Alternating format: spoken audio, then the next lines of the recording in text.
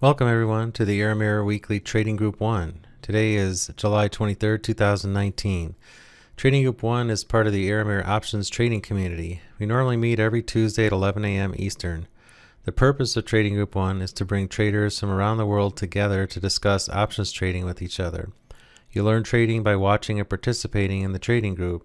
Sharing your trades and experience helps everyone in the group to grow as traders.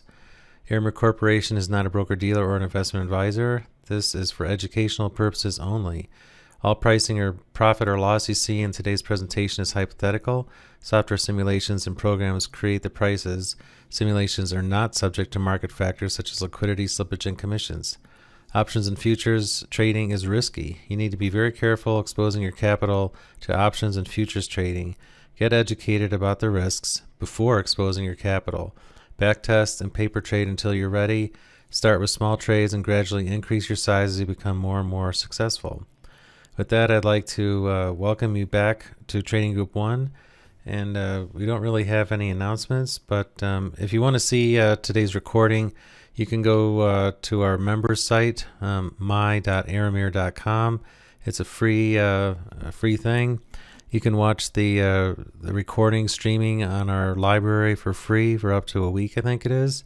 And if you'd like to become a gold member, you can watch unlimited number of videos, download the recordings, download attachments, and you can go back as far as you want to in our library, which is several years. So with that, here we go. Market's up a little bit today, so looks like the rally still hasn't fizzled out yet. I see Robert's here, so hi Robert. I'm just wondering if you've talked to Scott at all about setting up the fill notifications. He seems to be having trouble with that. I'm just not sure if if he asked you for any help or not. What was the question, Tom? Oh, well, I'm trying to get Scott to get the fill notifications for pot to get sent to an email address at Aramir so I can automate the notifications to go out to all the subscribers. But he's been having he's been having trouble getting that to work. So I'm just wondering, he said he might ask you, but I didn't know if he actually did or not. No, I'm just back this week. I was gone all last week. So back in the saddle. All right. And enjoying it. Well, good. Yeah, I appreciate it if you can help get that set up. I don't know if you have access to his account or not. Maybe you could help him. I do. Okay, great. Well, again, I appreciate that. Not a problem. So how are your trades going, Robert? Just getting back in the saddle. So, it's as simple as this, right? You're long or you're wrong. Right. Yep. That's how it is these days. Stay long until proven wrong now. Yep. So I had a question for the group. Maybe you have opinions on this. If somebody is bullish, what do you think, say intermediate term, say the next several weeks, what would be the best type of strategy to buy or to get into if you are bullish on the market instead of neutral? If you want to lean long, do you have favorites like those verticals or? So for me, I'm not much of a stock picker, and I've been pretty open about that for quite a few years. I mostly rely on the indexes. So VIX is pretty low. Whether you buy weekly verticals and, like if you're doing the risk reversals right now, or, I've been working out really well. I think you've seen the performance, with those for a while now. And, the pot account, I think if you stripped everything else out of it, the risk reversals themselves are up, I don't know, conservatively about 70% this year. So. Yeah, they're doing pretty well. Scott's had a few trades lately that haven't panned out, but overall his performance is still pretty good. Yeah, but overall, it's just we're going to keep going up until one of these black swans. There's 30 of them flying around us right now, right out in the open. Until one of them blows up. We're going to keep going up. Right. And for people who haven't seen it, can you see my screen now? It should be sharing. Yes. Okay, so I'm putting all of Scott's trades into Minipot, and I have this trade tracking thing I've built at Aramir. So since he started in early June or mid-June, I think it was, he's up about $6,300 net. And I put a starting equity of about 35,000 because he only uses 20% of the margin. So even a $100,000 account, I don't think he uses more than 20K of margin. I could make that higher, of course, but even with a few losses here, it's still pretty good. His profit factor, Sortino ratios, and all that, it's going okay. He does have losses, but he tries to keep them under control, and then he has some big winners that offset those. So,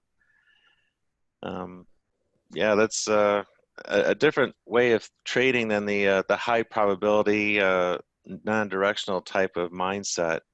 Well, and actually, that right there is a really good point, Tom. And when you combine the two, it's even better. Right.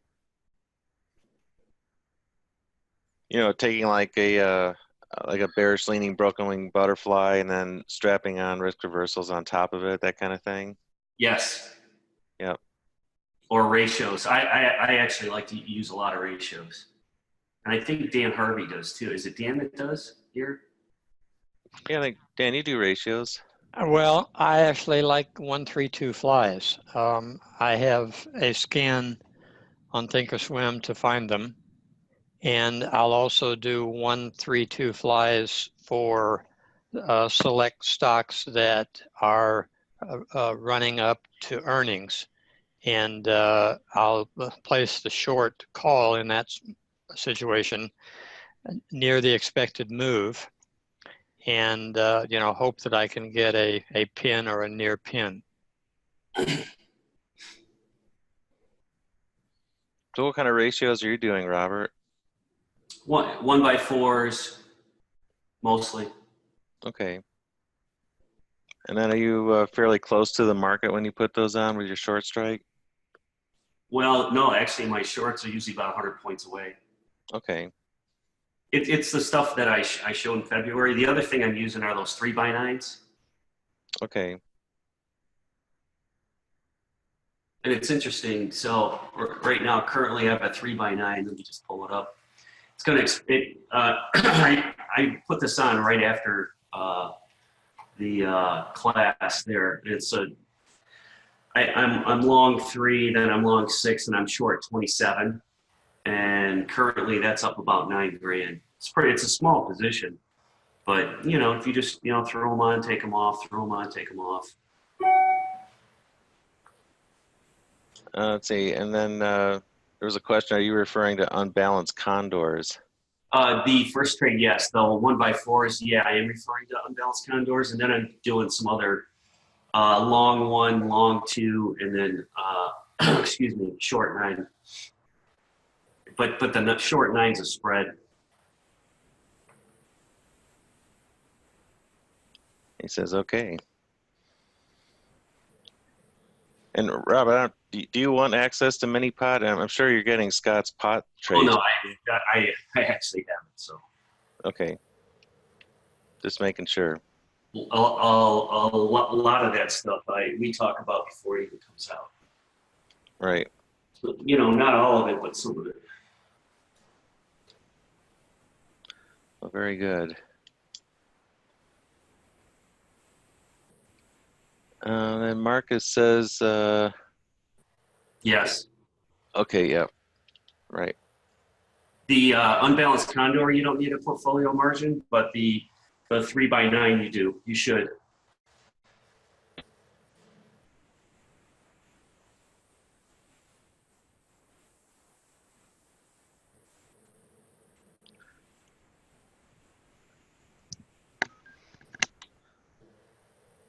Well, let's see, it's kind of quiet. So, what else can we talk about here? I have a question. Sure. The TradeMachine that you sent out while I was gone. Oh, right. Use that? Ophir Gottlieb. He's a former market maker. He's a mathematician. th- I've seen it for a few years. It's actually pretty good. Did you watch any of the videos? Like Yes. Yes. Watched them yesterday, and again, I'm just getting back into it, so I'm getting caught up. And I watched them yesterday, and I just wondered if anybody here uses it. yeah, quite a few people. What's Dan, I their know you use it. John's using it. I use it. what's the results? Well, Well, Dan, you've got quite a few alerts set up, Dan. uh, yeah, I use it, and as a matter of fact, I just recently back tested a synthetic covered call, and yeah, I was able to, by adjusting the deltas and the number of DTEs and a few other parameters, I was able to come up with a protocol that I like. And basically, long leg is out 180 days, and the short leg is 15 DTE. And I use the parameter stock above 50-day simple average, and I take it off in 14 days, or the short leg anyway, and that one back tests really well. So I've started finding a few of those. Hey, Dan, I'm not a big fan of back testing. Have you done any live trading with any of that stuff yet? With this particular strategy? Or anything from that tool? Well, I mean, some of the strategies I have been trading for years, so I already knew that they. But are you getting the ideas from that?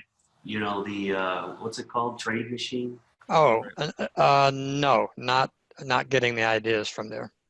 Okay, so that's really what I'm asking about. Is anybody using the ideas from that CMLViz tool? I think it's called the TradeMachine Pro, I believe. Yeah, that's right. Well, I mean, they have some canned strategies, and then you can also use a custom strategy like I did for the synthetic covered call. But they have a number of canned strategies, and some of them are useful. For example, he has one that's called a bull squeeze, and rather than use my own scanning software to find a squeeze, I'll let the TradeMachine send me the alert on stocks that have had a squeeze for at least 6 days, and then I'll look at them and see if I do indeed want to be bullish on it. So that's sort of the way I use it, mainly for alerts. The only, and I agree with you on back testing. The difference is if you already have a strategy in mind, like, for example, I mentioned the synthetic covered call, it's nice to see which of the parameters gives the best result. So in the example I gave, I tried 70 delta for the long, 60 delta, and then for the short, I tried various days to expiration and various deltas. And so it lets you run that very quickly. Of course, we all know that that's not like live trading, because in the live situation, you're going to make a decision on whether to buy back your short at a profit and keep the same long leg in, versus if you've made a substantial profit on the whole thing, you may just want to take the whole thing off and find another one. And it's almost impossible to backtest. Most people like cut off the winners and their losers run. That's why that back test thing. I do agree with you that it's good to, like, okay, theoretically this works. Now can I apply it practically? There's nothing like live ammo, to sharpen the mind. Right. And the pucker factor. Yes, I'd agree. I think part of the big benefit is the alerting, though. It's not just the back testing. Right. The alerts are nice, and I have some that are set up for the bull squeeze. And what I did on that is I used the CMLViz back test to find equities that have worked really well in the past. Just made a list of them, and then set those up, as alerts for just those stocks. And so, so I get alerts on the bull squeeze. I get alerts on, let's see, what else? I get alerts on, he has a buy the dip strategy, which actually has worked very well for him. Yeah, right. This is one of his favorite strategies, but you don't get many alerts on that because the criteria, one of the main criteria, the stock has to cross above the 200-day moving average. So you would have had to have had a real dip. So you don't get many alerts on those. And then the only other one that I receive alerts on are what he calls the one-day post-earnings jump. And these are stocks that, as the name implies, it's 1 day following earnings release.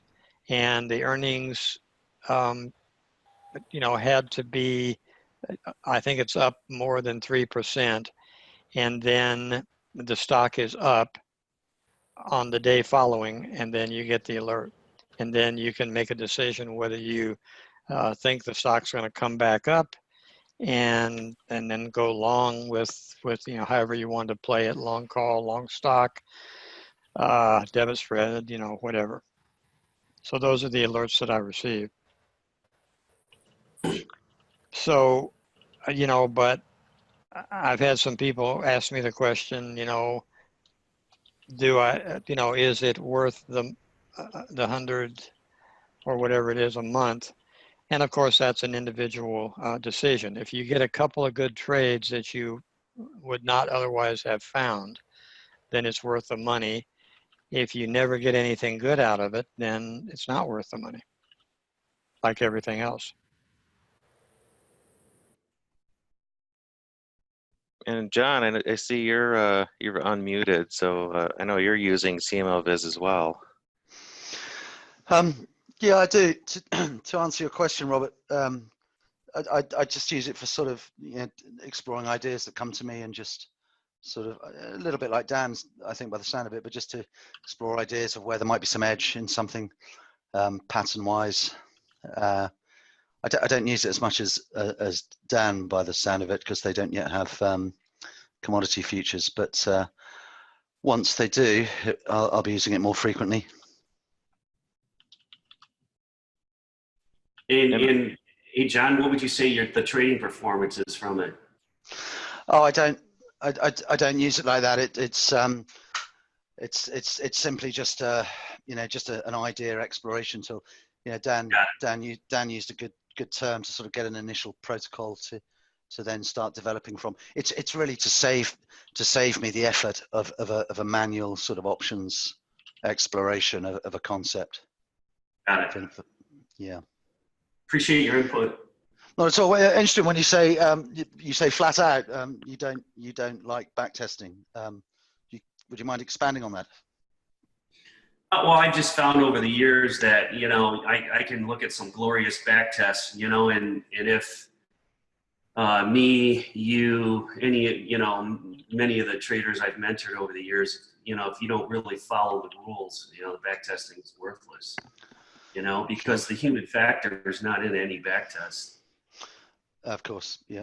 Which is really the pucker factor. Are you really going to let it draw down 8% or 10%? Most people can't. It's really, really difficult to backtest a system that has discretion, just for exactly the reason. Psychologically, when you're facing real money versus paper money, your response is completely different. Absolutely. That's exactly what I'm saying. It's, so you sit and look at these glorious back tests, and then you try and apply it real, and the results are far, far different.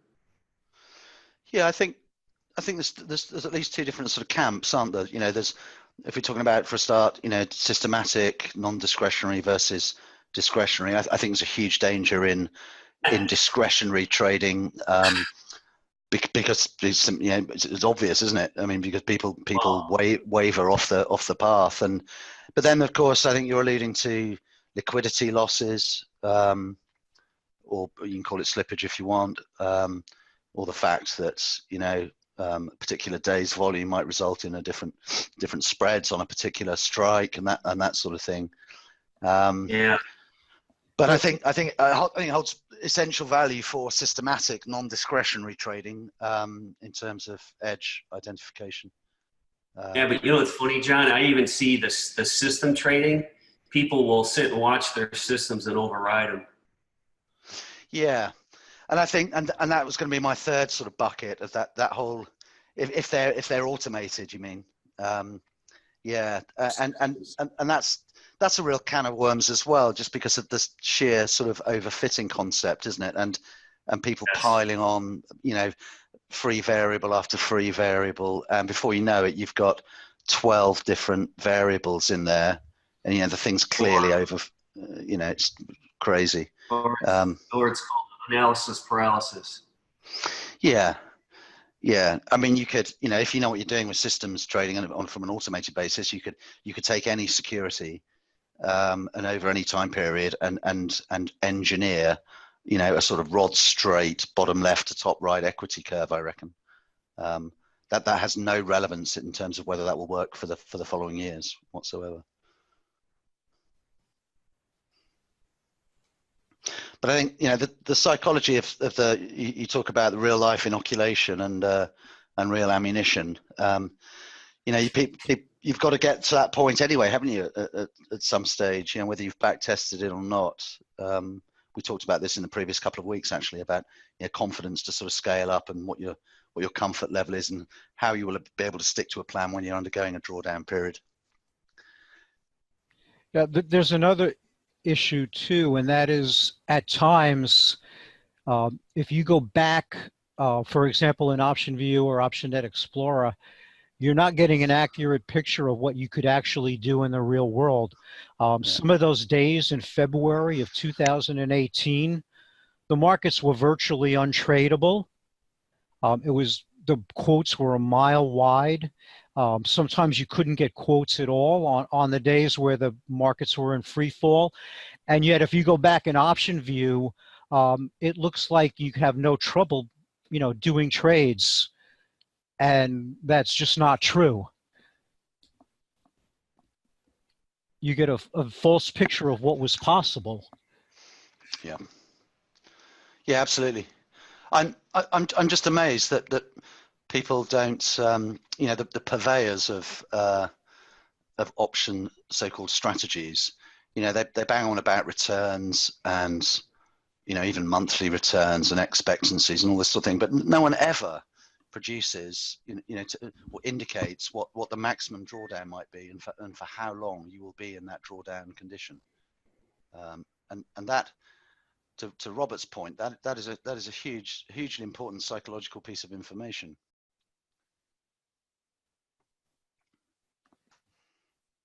Yeah, the peak to trough drawdown, you never see that. Yeah, exactly, because I mean that, you know, to Robert's point, that will influence heavily whether a trader deviates from a plan or not.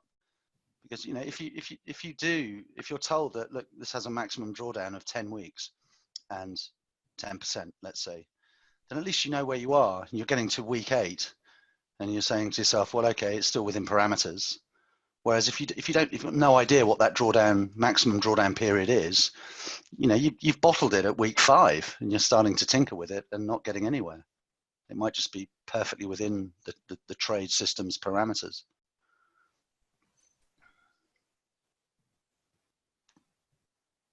But one of the drawbacks of income type trading where you're doing monthly trades is that ultimately you have to place huge amounts of capital at risk to get any kind of return, you know, as opposed to someone who's day trading futures where, you know, the amount of capital at risk on an individual trade is pretty small.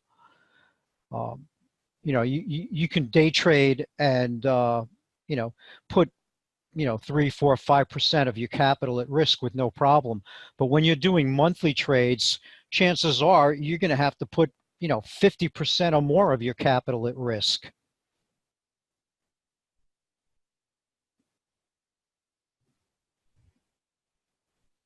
two very different animals when it comes to dealing with them psychologically. Well, then the day trader doesn't have any market risk over the weekends or overnight either. So yeah, you're exposed to that market risk constantly with longer term non-directional trades versus a day trader. Right. And, and especially when you're doing, like a big monthly trade, you're doing only 12 trades a year. Of necessity, there's a lot of money at risk there. Yeah, and that's one of the overall sort of classifications, isn't it, of trading styles, the concavity versus convexity. Everything that's positive theta, short vega, is concave in nature, meaning you're picking up relatively small amounts of profitability in exchange for a huge event that will wipe you out. Once every 10 or 15 years. A directional day trader is convex in nature. Unlimited returns. As long as you're profitable.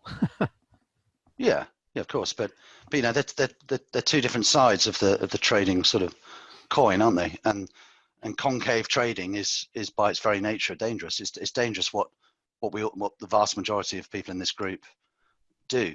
You're picking up your limited upside, and you've got an enormous amount of downside. And yet it's difficult to make money being a concave trader, especially in options, because you're basically waiting for big moves down. And look at what happened between 2000 and, let's say, the bottom in 2009 and 2018. You went very, very long periods of time watching your puts decay, because that's basically what you're doing.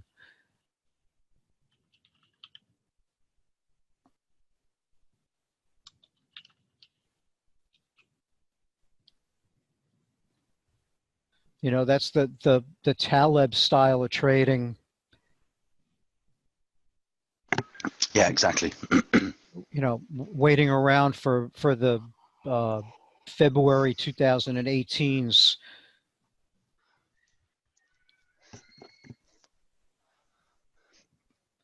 But it's tough to keep doing that when the market keeps marching higher, the way it did in 2017, for example. How many people would have had the fortitude to stay with that strategy until it finally paid off?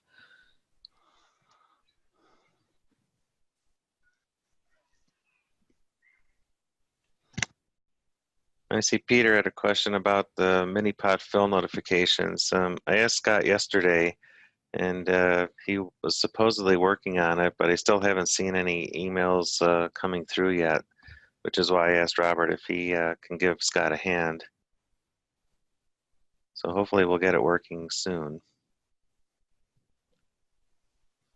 And Mark says the market is always a tweet away. So he only sells puts short term 4 to 9 days to expiration.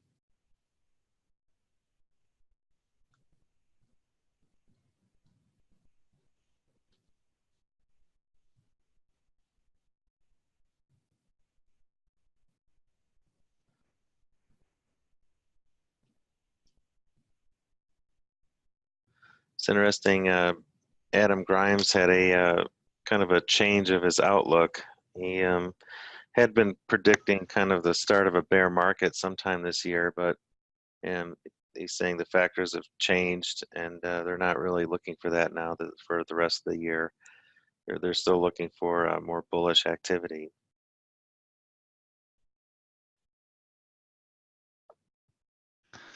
Yeah, what's going to happen over there, Tom, in the end of the month? Is it going to be 50 bips rate cut, do you think? Oh, I don't know. I think the market has a rate cut priced in, don't they? They had priced 50, but now they're pricing 25. the Fed kind of walked back that 50-point cut, it seems.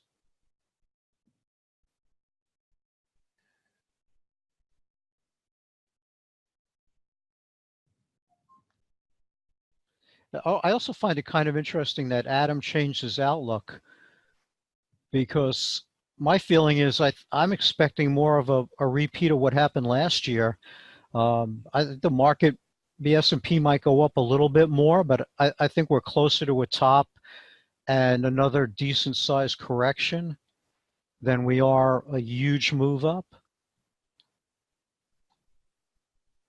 I mean, right now, to me, the pattern in the S&P reminds me of what the Dow did back in the 1970s, where we're kind of swinging back and forth in an expanding triangle. And I think we're getting close to another top of that triangle.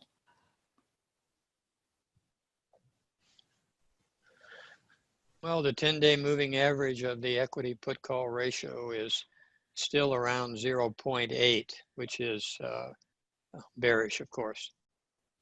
So obviously no one has a crystal ball, but I would agree with you, Andrew. I have some hedges in place. The skew is, as of yesterday's close, 125.36, nothing much. The other market internals are bullish, but that's part of the problem. They're all bullish. And with the equity put call ratio that low, you know, John Carter makes a big point of that. That's one of his main things that he uses to follow. So he has some hedges in place. I figure if John Carter has some hedges in place, I'm going to have some as well. Yeah, you know, the surprises are still a little more to the upside than the downside. For example, you know, June turned into a surprisingly bullish month. May was bearish looking at the end, and the buyers came in June and ran the market up again. But every time the market makes a new high, we get a pullback. You know, you saw that in September, October last year. You saw it in April, May this year, and now here we are making new highs again. And it seems to me we're in a process of topping out, but a long-term top, getting ready for the next bear market. I think the upside is kind of limited right now. And I think the next 100 points in the S&P might be up. I think the next 500 points are down. That's my feeling. Well, I would tend to agree, and I'm doing more short. I mean, obviously I have my road trips in place and they're doing great, as a matter of fact, thank goodness. But for my other trades, I'm doing shorter term trades just for the reasons that you outlined. And because I think we're topping out, we're very overbought. And I'm even doing things like weekly condors on the indices. I have a scan to look for best option bid, and I'll construct those with about a week or 10 days until expiration. And they've been working very well because I take them off when I'm up about 75%. So, but, you know, to your point, I wouldn't even consider a longer term condor because there's way too much uncertainty, at least in my opinion. If I remember correctly, I think this is already the longest economic recovery on record. I believe it is. And, you know, maybe one of the reasons why it's so long is the fact that it's been fairly muted, so it hasn't gotten overheated as quickly. But, you know, eventually we are going to have a recession, and, you know, they haven't repealed the economic cycle yet. Well, and remember, we have that big belly on the yield curve for the intermediate term yields. You know, somebody's obviously buying those up. the intermediate term notes, Yeah. because there's last time I looked at it, there was a big belly there. And I know that some of the stuff that we all learned in Economics 101 may no longer have quite the same validity as they once did, but still, yeah, there's the belly. Yeah. But still, there's, you know, like you were saying, Andrew, no one has repealed the economic cycle. I mean, it's still fear, greed type of thing. Yeah, you know, the things that are happening now, to me, would have been unimaginable 20 years ago. The biggest one to me being the negative interest rates that are happening in Europe. I just, that to me is just mind-boggling. Yes. I think that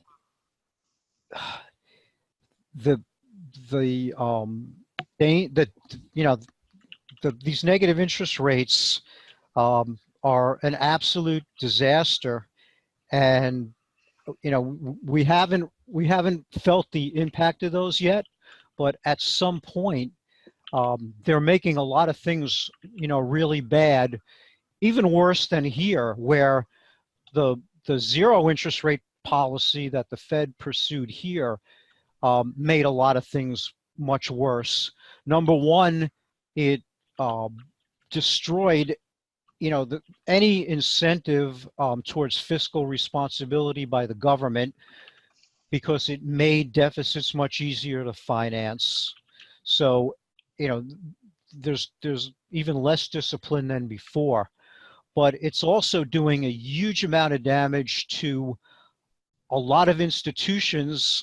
For example, it's making the pension crisis much worse, because all these pension funds and annuities and endowments and insurance companies and all these other places that need yield are having trouble getting it.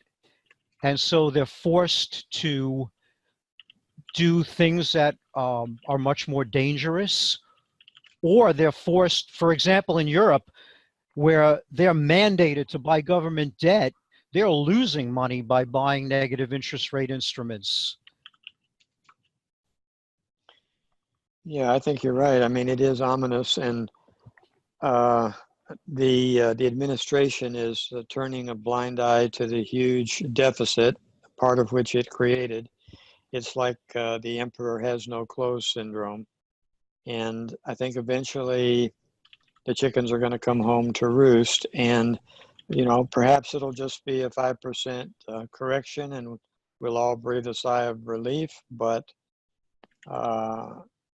I'm ready to close stuff if I need to, because obviously, and of course that's a personal decision depending on a trader's, you know, age and capitalization and everything. But obviously in my situation, I can't afford to lose capital because you have a shorter time horizon. So all those things have to be balanced out. And so I've injected a note of caution into basically all the strategies that I utilize. I want to know that I can get out quickly. I only trade liquid stuff, and I don't do anything crazy like I did in my younger trading days. But I mean, no one knows for sure, of course. Yeah, well, you know, if you could still get 5% on a treasury, I don't think I'd have money anywhere else. But, you know, those days appear to be gone. Yeah, of course, I remember the days when back during the Carter period, when interest rates and mortgages were sky high, and you know, retired people were rolling over their jumbo CDs. Well, I mean, can you imagine living on the return from a jumbo CD these days? And yet back then, that actually provided a very comfortable living for many retired people. Things have changed. Yeah, you could get 16% on a long bond back then. Oh yeah, and I did, and it was great. And I kept rolling them out, staggered maturities, staggered durations, and actually that is one of the things that let me retire early. In addition to the fact that I got all my partner's bonuses because he didn't do any work, but that's another story. But those two factors let me retire early. So, but now you cannot do that now. I mean, now if you're going to try to make a living in this, in this business, you have to be pretty sharp. No, no more throwing darts at the Wall Street Journal stock page.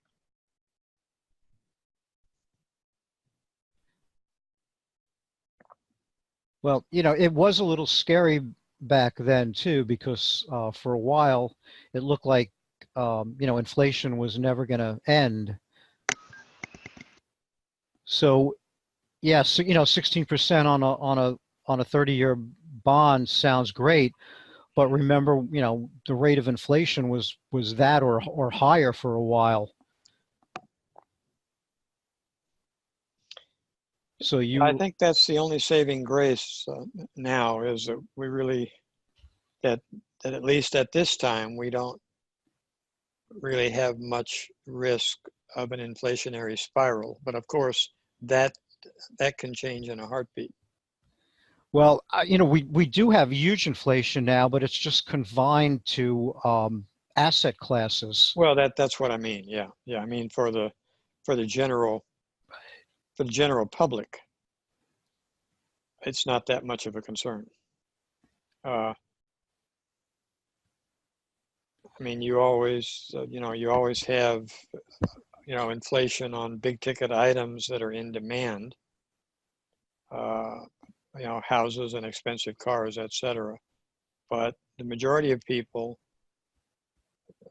even in California, where everything is expensive, tend to make it along. Whereas if you start, if you add another 10% inflation on top of what we have now, that would be a killer. Well, I think the government official numbers on inflation are, laughingly low. The real world inflation that people face is higher than, the CPI that the government posts every month. Yeah. But it's, not what it was back in the 70s, at least not yet. Yeah. Most of the inflation seems to have gone into, as you said, housing and also equities. The stock market seems to be, where the inflation is manifesting itself. What do you mean? Well, the Fed has come out and pretty much stated that their goal is to boost equity prices because they believe that ultimately high stock prices help the economy and filter down to everyone. I see. Whether that's actually true or not is debatable, but they pretty much come out and said that's what they're all about. So it's that's the Greenspan put. Yeah, and it's a new nuance to the trickle down effect theory. Yeah, I mean, look at what happened. The Fed was afraid to normalize rates back when they should have been doing it 3, 4, 5 years ago. They waited, and then they tried to normalize rates 2 years ago. And once they reached a certain point, the market flipped out, and all of a sudden, what happened? The Fed walked back and said, "Oh no, just kidding." They were talking about what, 3 or 4 increases at one point for this year. I think so. And now we're talking about, you know, a cut.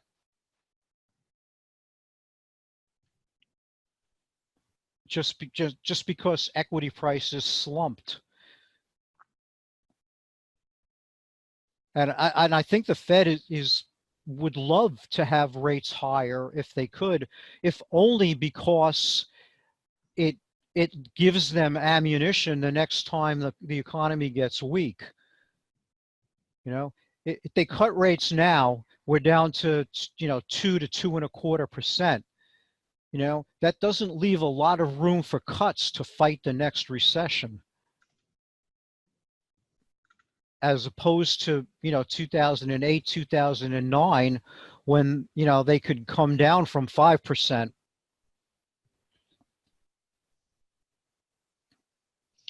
Well, I think that's true. And I just now see in the news that we have another factor here. Johnson 1 is the new prime minister, so that's possibly another monkey wrench, you know, in the Brexit machine. I don't know what's going to happen there. John, any opinions on that? I know you're in London, aren't you? I am, yeah. If you don't know what's going to happen, Dan, then please join the membership of a massive club. Yeah. Yeah, I mean, it's almost not worth me commenting on, frankly, because it's yeah. I mean, it won't affect. I don't know. It's hard to. Didn't even affect cable, let alone US equity prices. So I doubt it'll have much impact on the fortunes of people in this group. But yeah, it's very, very tricky to know what's going to happen. But I would say. I mean, if we did leave at the October 31st with a hard exit, then with no trade deals in place, then potentially it might have a small shock to global markets. But I mean, not as large as the actual referendum did back in 2016, I'd suggest. Yeah, I think you're right. Well, the establishment would love to, in some way, undo this, wouldn't they, John? Yes, yeah. The deep state machine, for which the European Union is merely a pilot program, would love to just yeah. You can never leave. It's not part of the plan. So there's quite a part of me that believes that we will never leave, and it's impossible to do so. But I mean, we're constrained by geography. Really, the real sticking point is this backstop with the Northern Ireland border, and that's just a function of the way our muddy little islands are arranged, and the former troubles we've had, you know, with the terror in Northern Ireland. So well, it's you know, it's complicated. Well, you know, there's another factor there too, and that is that, you know, the bureaucrats in the EU want even more integration. I mean, they would love to just do away with any kind of national concept and turn it into literally the United States of Europe. Yeah. And so if Brexit doesn't happen now, you know, and the bureaucrats get their way, isn't it going to be even worse later on? Are the British people going to stand for an even more integrated union? Yeah, I mean, it can't get much more integrated for us than it has been. I mean, it's unlikely we'll ever join the euro, you know, currency. But yeah, you're right. These unelected European bureaucrats, you know, want everything to be the same, and it's pretty odd, really. It's certainly constraining. Got to be careful here not to drift into politics on this means. But you guys may be building another Hadrian Wall. Yeah. Oh, we have to seal off the tunnel, the channel. Yes, that'll be the new Hadrian's Wall. Oh, and by the way, John, just as an aside from this, Lynn and I are watching an educational series on on Great Britain and Scotland, or I should say England, Scotland, and Wales. And I've only been to London, but I'm frankly amazed at the diversity, in Great Britain, not only in geography, but in the peoples and the different accents and different parts of the countryside, like, the Finns, for example, completely different, as I understand it, from the entire rest of the island. It's very beautiful. Yeah, we do have a long and very varied history. We've been invaded Oh, yes. quite a lot with He covers that too. It's a well done series. Yeah. No, it's sort of spread out over literally hundreds of years. That's why it's much more interesting studying American history in school than English history, because we tend to be quick and dirty here. Yeah, it's a lot happened with you guys crammed into sort of 250 years. Yeah. Yeah, we even had 100 years war, for God's sake. Yes, I know. It's interesting the comment about the EU leaders wanting to make it the United States of Europe. Gabby and I talked about this for a long time, and in the U.S., you go from one state to the other. It's same same language, same traditions, same everything. It's just you just cross the boundary. But in Europe, we were living 30 minutes from the French border, and you drive across the border. The signs are different, the language, the food, the culture.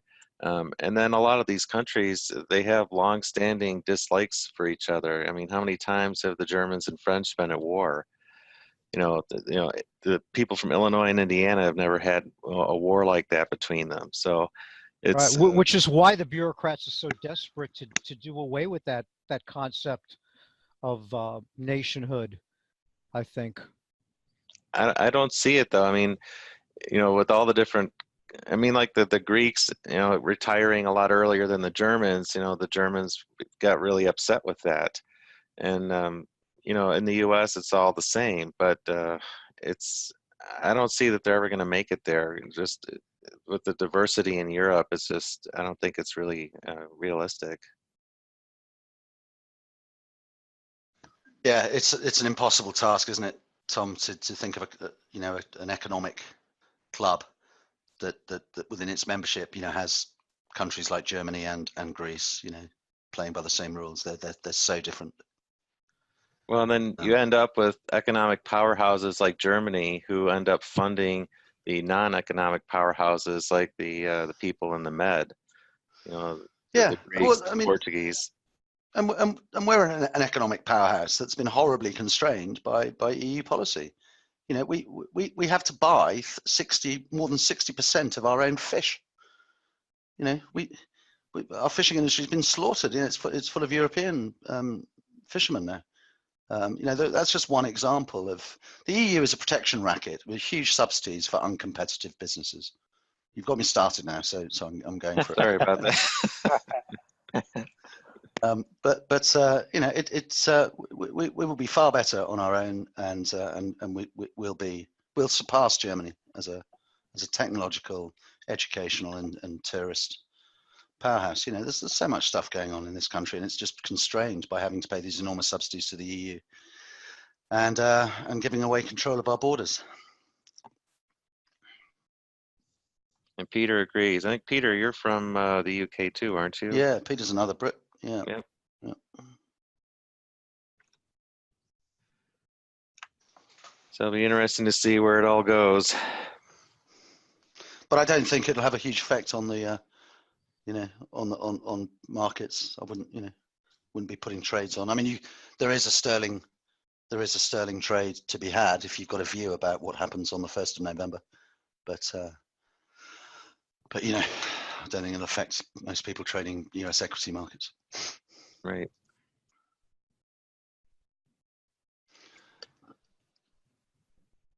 Were you going to say something, Andrew? I was just going to wonder, John, what do you think is ultimately going to happen? Are they going to be forced to come to some kind of agreement on the exit terms, or Is it going to be a hard exit? It doesn't seem like the EU is interested in negotiating. Yeah, it's been very poorly negotiated thus far with people, with politicians with no experience in commerce and not really equipped to conduct those sort of negotiations. Unfortunately, I do fear the worst, and I fear that we stay in by other means.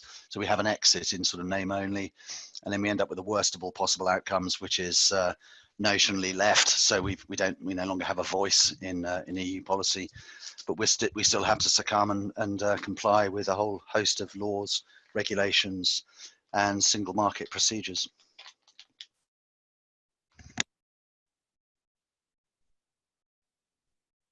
Essentially, there's an outcome that's worse than staying in. It's sort of staying in the important bits, but no longer having a seat at the table and having any influence whatsoever.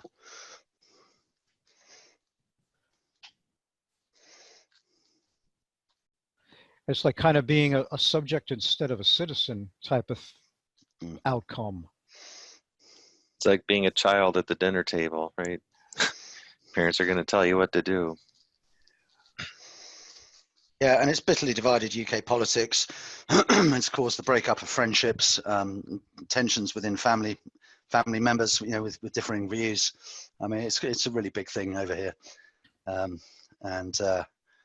yeah, nobody knows. It's literally unknown what will happen now in the next 3 months.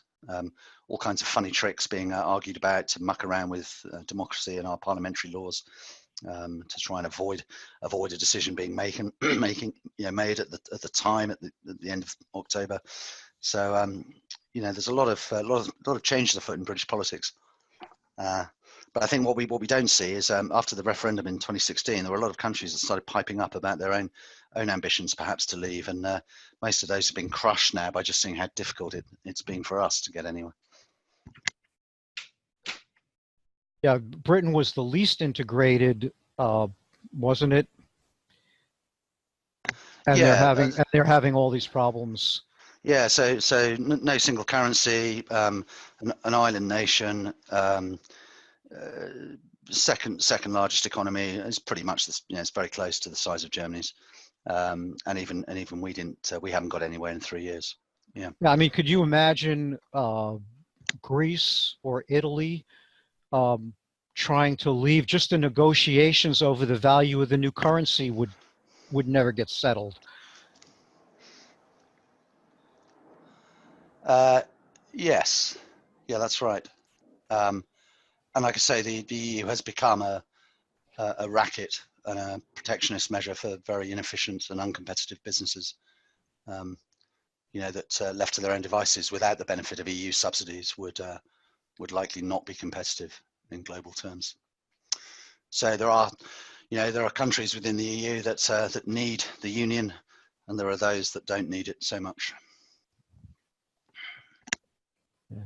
But I think I've said before a while back, the country that actually needs to leave is Germany.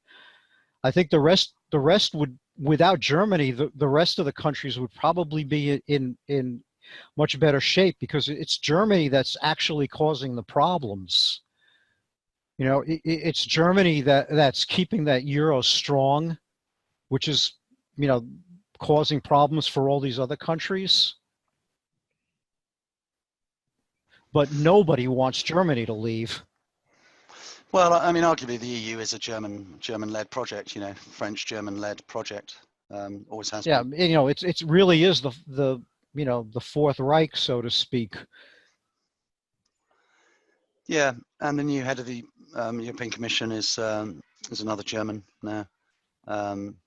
So it goes on. There's no question of Germany ever leaving. Germany runs it in many ways.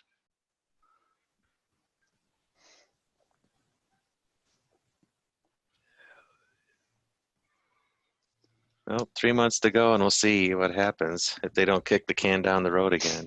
Yeah. Well, I mean, the comparisons with the United States of America are interesting, from what I know about the US, and are sort of akin to your federal laws versus your state laws. We have this federal idea in concept in Europe, but there's no room for state laws. So all of our laws are compliant with the EU courts. They are made by the EU courts, or they have to be ratified by the EU courts. So we lost the ability to make our own laws many years ago. So we don't even have that level of devolution that an individual state in the US would have. Bottom line, though, it doesn't seem like the worst case scenario in Brexit is enough to cause a huge financial crisis that's going to create the next 2008. Am I wrong there? No, I think you're right. It won't. The crime is that we've wasted our time and not backed ourselves and been busy setting up trade arrangements in the preceding 3 years. That's the crime. There are loads of different opinions about what will happen if we exit with no deal. But it depends how much you trust economists' projections. I mean, they all predicted in 2016. I personally don't. I don't trust them at all. But everyone predicted in 2016 that it would be a disaster after the referendum, and we ended up with having the best GDP growth in Europe. We've got record levels of low levels of unemployment, and we're the healthiest country in Europe. And so these doomsayer predictions from these great economic minds are, they're just predictions, and they weren't very accurate 3 years ago. It ain't called a dismal science for nothing. Yeah. I mean, it would have been a lot better if we'd been prepared to leave with no deal all along, and use that as a negotiating point and a bargaining chip, and been busy setting up trade deals over these past 2.5 years. But we haven't done that because of some particularly talentless negotiating skills. So that really is the crime. So I mean, to answer your question, I mean, it'll be us that'll be worse off in the first period. But no, I can't see our leaving the EU causing any global 2008 type recession at all. Nowhere near it, frankly. You've had a leader without any leadership ability. That's the problem. Yeah. Well, not to worry, because Boris Johnson says he's going to adopt the dude policy. Because apparently in his victory speech, he said, and I'm quoting, "Dude, we're going to energize the country." So not to worry. The dude policy. Yeah, he is a character. That's like Jeff Spicoli. Yeah. He gets on very well with your president, apparently. I mean, maybe it's a hair-based thing. That's what Lynn and I were just talking about this morning. It's the hair, and it's also the tendency to do exactly the opposite of what should be done and what's expected. Yeah. Should get Peter to pipe up. I'm sure Peter Shuttleworth's got a view.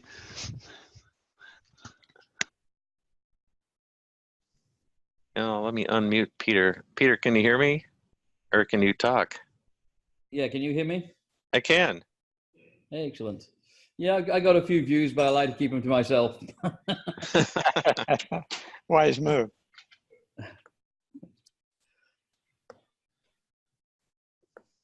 Well, I guess we're a little over an hour, so probably this is a good time to wrap it up. Thanks everyone for joining. We do have a roundtable this week. Ron Bertino is going to do a presentation on the top 10 ways performance data can trick you. So that should be interesting, but it's not at the normal time. It's on Thursday at noon. So we're a little bit of change of schedule to get so Ron can work with his schedule. But if you can make it, great. If you can't, it'll be recorded, of course, and otherwise next week, Trading Group 1, same time. So thanks everyone. Great discussion. Really enjoyed everyone's participation. We might have to change the name of this from Trading Group to Political Debate Society.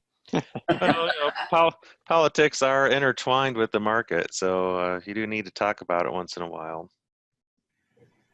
So with that, thanks everyone, and we will see you next time. Thank you, Tom.